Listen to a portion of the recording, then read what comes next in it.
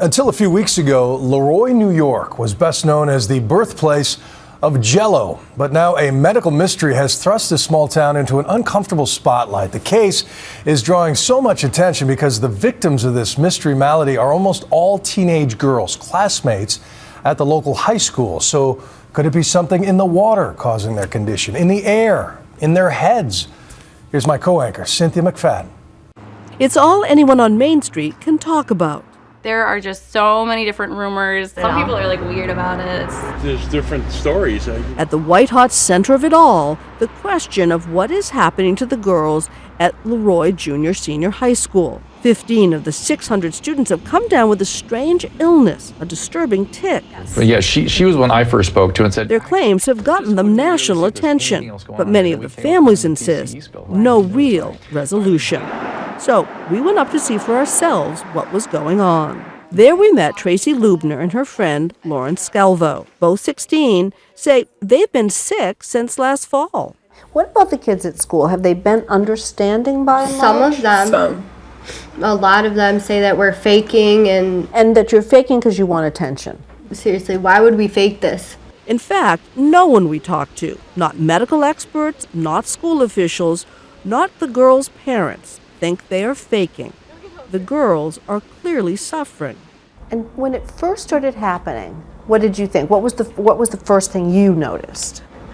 She was twitching her head and she was making a funny noise. So you'd heard about other kids who were having some sort of, for lack of a better word, let's call it twitching, okay? Yeah. But I didn't know the severity of it and stuff until it happened to my daughter. Mm-hmm. And then I called my primary care doctor. I also talked to the school nurse, and that's when I found out that there were more girls.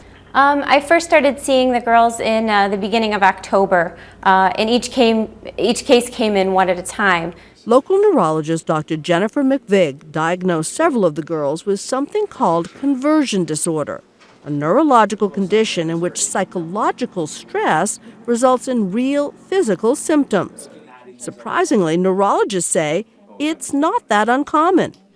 But as Dr. McVig saw more cases, she began to suspect something more unusual was going on. Once you start putting it together and hearing the stories, it was easier to put a picture together of mass psychogenic illness. It's called mass hysteria, an exceedingly rare psychological phenomenon where symptoms spread throughout a close community, usually among young women. Documented cases stretch back for centuries, and we've found 3 cases in the U.S. over the past 15 years.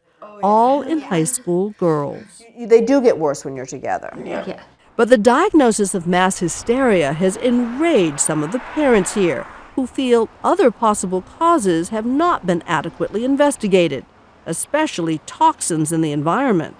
Enter Erin Brockovich. So we don't believe that all the environmental testing that should have been done, in fact, has been done.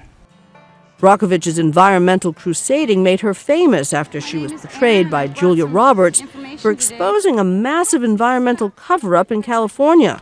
So when she got involved and pointed out there had been a major toxic spill in Leroy, parents took notice. For those who believe that these kids may have gotten sick, at least in part due to environmental reasons, this is really ground zero, where 42 years ago, a train derailment caused 30,000 gallons of a toxic substance to spill. Brockovich sent her environmental investigator, Bob Bocock, to Leroy to conduct further testing. That visit turned ugly when the school superintendent threw Bocock off campus, accusing him of staging a media spectacle. It's a bit of a grandstand. Bocock and Brockovich say there are still many questions that need more thorough investigation, such as, are the natural gas wells on the school grounds safe? Was dirt from the toxic spill site used as fill on the school football field? But the school and the state public health department still maintain that testing has ruled out environmental causes. In a letter to the community, the school says, extensive research, examination, and testing have revealed that there is no environmental or infectious cause for this ailment. Though when we were at the toxic site, we did find men in hazmat suits doing additional testing. What are you doing to protect my kid? What are you doing to protect these people's children? All of which was fodder for the rumor mill that is roiling in this town. It culminated just this past weekend with an angry shouting match between the school superintendent and members of the community. You are not doing your job. You are not doing your job at all. Dr. McVig and a half dozen other neurologists we spoke with say the real problem is that most patients have a hard time accepting a psychological diagnosis. There comes a point where you have to get into the acceptance and start the healing process. If you could search for things forever, and what I can tell you is that the people that have done this are improving significantly, in fact dramatically. What's wrong with that diagnosis? Why do you think that's not a possible explanation? I know my daughter. I mean, I'm home with my kids, and you know, I know they're wrong. It just does not make sense. Meanwhile, many of the families have taken a New Jersey neurologist up on his offer of help. 9 of the girls have been evaluated by Dr. Rosario Trifoletti in the last week. Often following a strep throat or another type of infection, one would develop symptoms of either tics like we see in these girls, or another related condition called obsessive compulsive disorders, which a few of these girls also have. Dr. Trifoletti is now treating Lauren and Tracy with antibiotics. But back on Main Street, there are still questions. It seems like it's almost splitting people right down through the middle. Kathy Dunn's 13-year-old daughter Emily started to tic just 2 weeks ago. The conflict among the parents about whom to trust has left her confused. I wanted every avenue explored, and even if we hit dead ends and they said it's not this, then I know what it isn't. The events of the past few months have stirred something deep here in Leroy, something that won't be resolved until all the girls are healthy and their parents' questions answered. For Nightline, I'm Cynthia McFadden in Leroy, New York.